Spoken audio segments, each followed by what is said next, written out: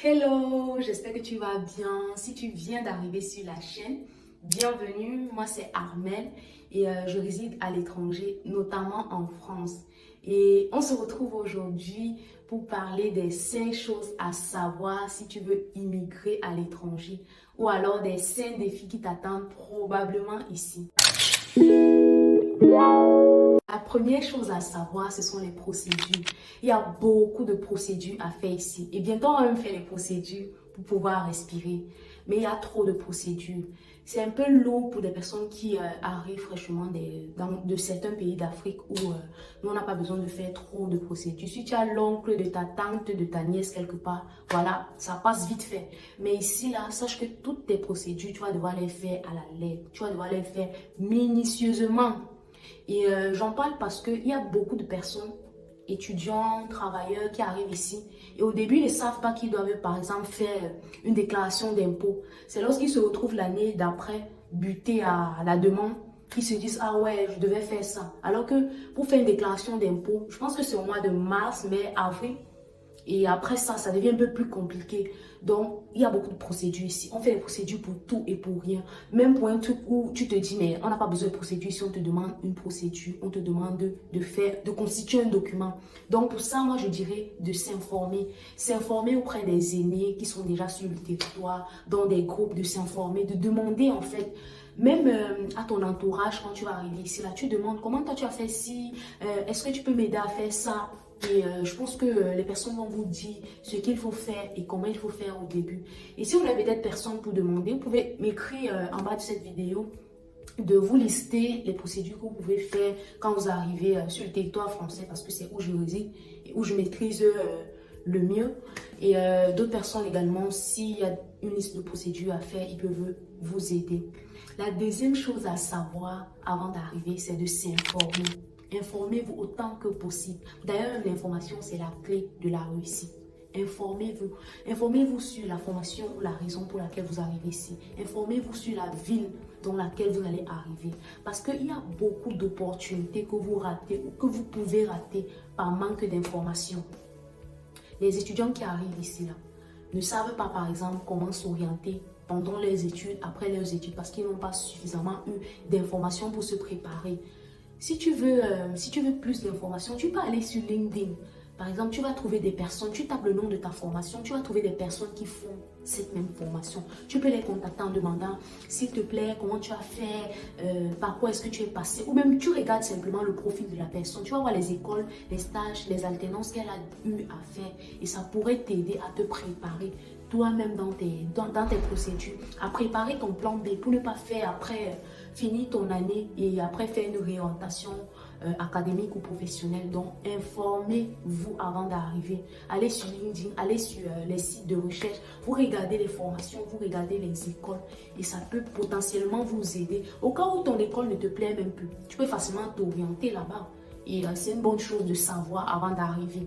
Parce que quand tu arrives sur le territoire, il y a tellement de choses à gérer que des fois, il y a des trucs importants qui t'échappent parce que tu as passé ton temps à gérer les défis, les difficultés que tu as rencontrées et à la fin d'année, tu te retrouves là avec un lot de questions, de soucis, tu ne sais même pas comment gérer. Pourtant, quand tu t'informes à l'avance, tu te prépares à ce qui peut arriver. Donc, informez-vous également sur la ville dans laquelle vous arrivez. Il y a beaucoup de petites villes ici, là, en France, je dirais, dans lesquelles il y a des transports gratuits pour les étudiants, dans lesquels il y a beaucoup d'avantages pour les étudiants ou même pour les personnes qui travaillent, les moins de 25 ans et tout. Informez-vous. Et moi, quand je suis arrivée, je me suis renseignée un peu sur comment faire pour me guider et tout. Et je suis tombée sur un groupe où on mettait des personnes en relation avec les mentors. Et la mentor que j'avais au début, je ne sais pas si ça se dit, en tout cas la dame qui m'a accueilli au début. Elle m'a fait visiter la ville, les endroits que je ne connaissais pas. Bah, pas au début, mais quand on s'est rencontrés et tout, elle m'a fait visiter la ville, les endroits que je ne pouvais pas connaître seule et tout. Et ça m'a beaucoup aidé. Parce que quand j'avais des propositions de job, je me dis, ah oui, elle m'avait montré ça, je connais où c'est et tout. Et c'est vraiment important de s'informer avant d'arriver. Si je ne m'étais pas informée avant d'arriver, Je ne sais pas où j'allais trouver cette dame, ni le groupe. Donc, informez-vous, ça va beaucoup vous aider. Ça va vous aider à mieux vous préparer avant d'arriver sur le territoire. La troisième chose à savoir et qui n'est pas des moindres, c'est de se former. On le dit assez. Formez-vous, formez-vous. Toute activité manuelle, toute activité physique que vous pouvez faire, faites-le. Parce que c'est tellement important ici, là. Si vous pouvez, apprenez la couture, la coiffure, tricotage, broderie, instruments de musique, les tresses, apprenez tout ce que vous pouvez. Parce que c'est trop important ici, là. Au début, tu arrives, tu n'as pas encore de job et que tu sais faire une activité manuelle, tu peux faire ça et ça te rapporte pour tes premières entrées financières. Tu peux également, si tu n'as pas de budget, par exemple, pour une fille, pour se faire des tresses, tu n'as pas de budget. Si tu sais tresser, toi-même tu peux te tresser. Parce que ici, là, pour faire des tresses, minimum, ça c'est le minimum, mais 50 € pour avoir quelque chose qui ne te plaît même pas. Et tu tombes sur la mauvaise personne qui, je sais pas, ne sait pas faire des tresses ou alors a une mauvaise main, voilà, tu commences à perdre tes cheveux et tout. Donc, apprenez une activité manuelle.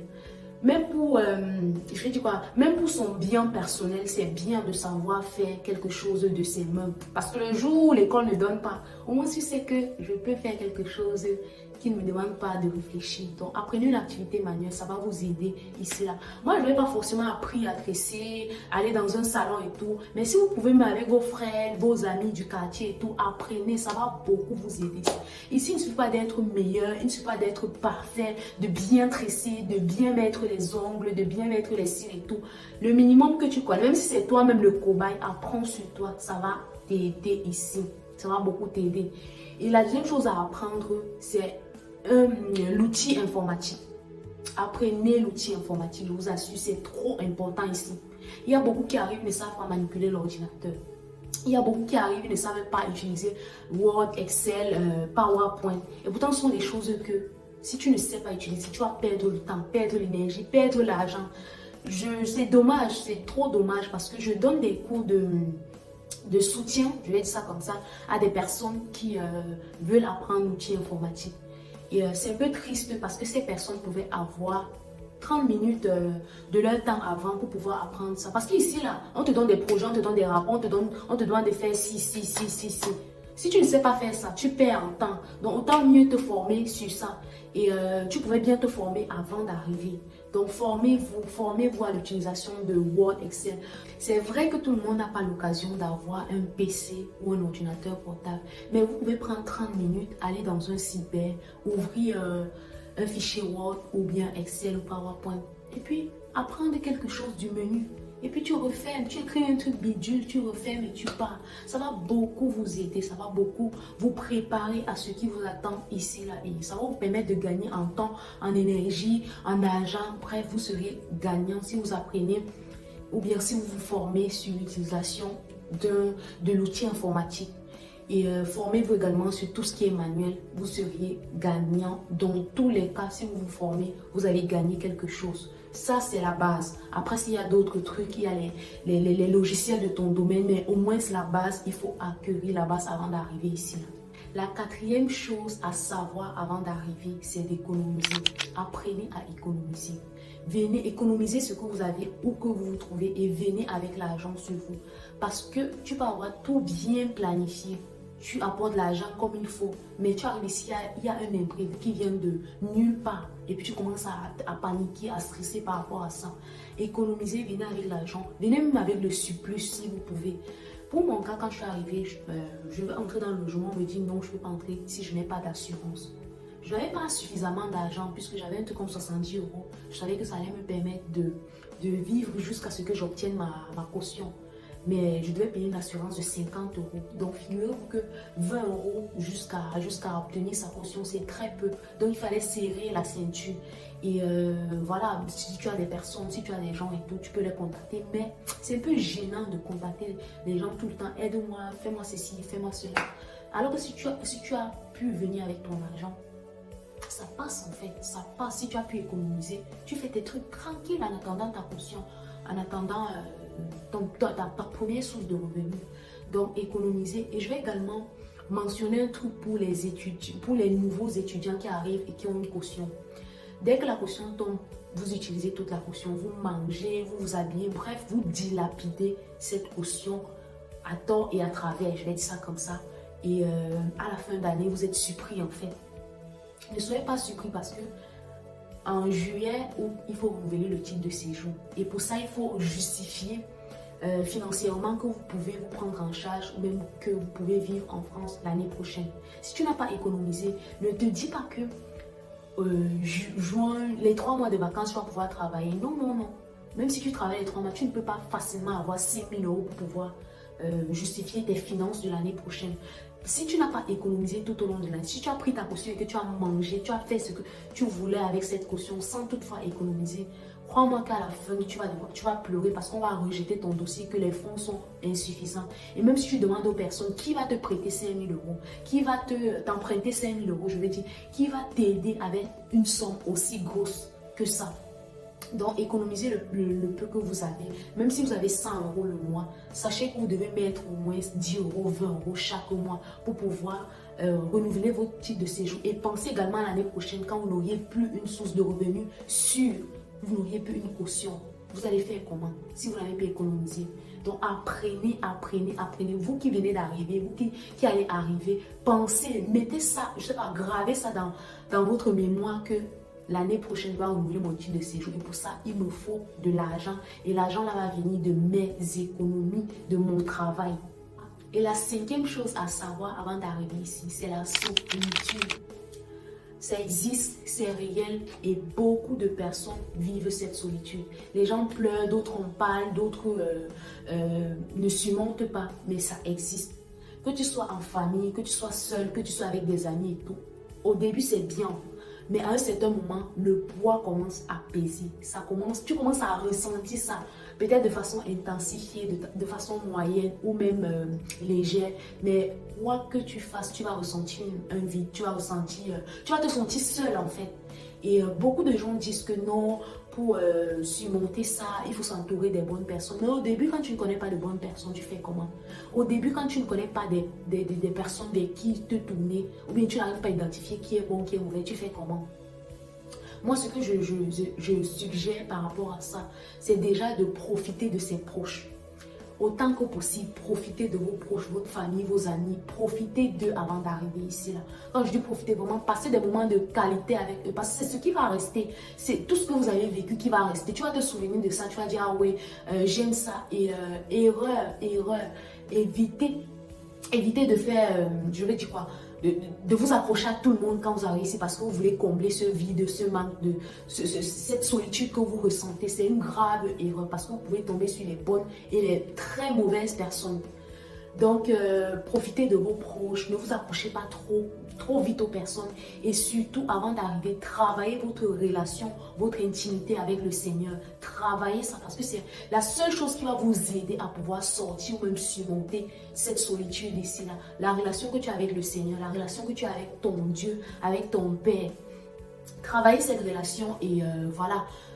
Lorsque vous allez ressentir cette solitude, je pense que c'est le Seigneur, l'unique personne qui puisse vraiment vous comprendre ce que vous vivez et pouvoir combler le vide ou le manque que vous allez ressentir ici. Et si par exemple vous avez des activités que vous avez eu l'habitude de faire pour travailler votre foi, il ne faut pas que quand vous arrivez ici, là, ça diminue ou bien ça disparaît. Non, mais continuez. Allez par exemple à l'église, prier, je sais pas, méditer, aller dans les groupes. Ça va vous aider vraiment à oublier cet aspect de solitude et ou bien de ne pas ressentir un poids ou bien un effort pour pouvoir faire disparaître ça. Donc moi, c'est comme ça vraiment que j'ai pu me sortir de la solitude. Et avec le temps, j'ai fait de très belles rencontres. Et voilà, aujourd'hui, je ne peux pas parler de solitude. C'est vrai que on ne fait pas disparaître la solitude totalement parce qu'il y a toujours nos proches, nos parents qui nous manquent. Mais au moins, on ne ressent plus ça comme un poids sur nous. Donc voilà le dernier tips ou la dernière chose que vous devez savoir, c'est apprendre à conduire.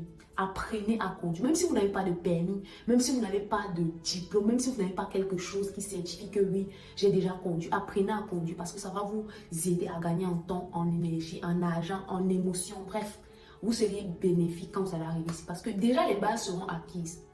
Déjà, vous sauriez tourner le volant, gérer la trajectoire, apprenez à conduire. Ça va beaucoup vous aider ici. Et je sais de quoi je parle. Donc, faites-moi confiance, conduisez. Moi, on m'a dit, j'ai dit non, il me reste 1 mois. Et pourtant, les 1 mois là, je pouvais aller en auto-école et faire, même si c'est 2 leçons de conduite, au moins j'aurais entendu quelque chose, j'aurais appris quelque chose. Donc, conduisez, conduisez. Faites tout ce qui est possible pour pouvoir vous préparer à bien intégrer le pays dans lequel vous allez vous trouver. Et ce que je dis est valable pour la France, mais c'est également valable pour d'autres pays parce qu'il y a des choses qui se vivent ici et qui se vivent également ailleurs. Donc voilà, si vous avez d'autres raisons ou d'autres choses à préparer avant de venir ici, mettez-moi ça en commentaire. Les personnes concernées, les personnes qui se sont intéressées vont lire et vont mieux se préparer pour arriver ici. Et voilà, si tu penses que la vidéo peut intéresser quelqu'un, partage-la. Si elle te parle, mets quelque chose en commentaire, aime la vidéo et surtout, abonne-toi à la chaîne si ce n'est pas encore fait.